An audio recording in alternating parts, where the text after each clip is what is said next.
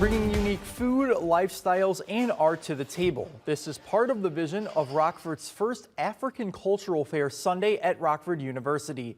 The event highlights the diversity of cultures and traditions which make up the African continent.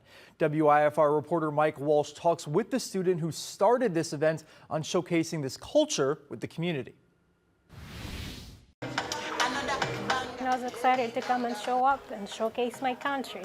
One Rockford University student turns Regents Hall into a celebration of African culture, filling the space with traditional food, music, and displays from across the continent.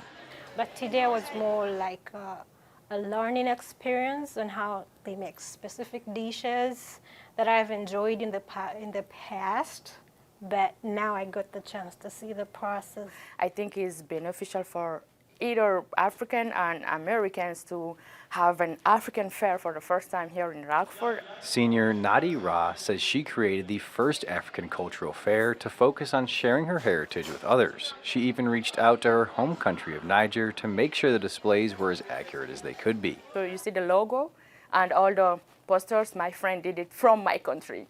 Like we did it in distance, so I want to thank all of those persons who believe in my idea and make it happen.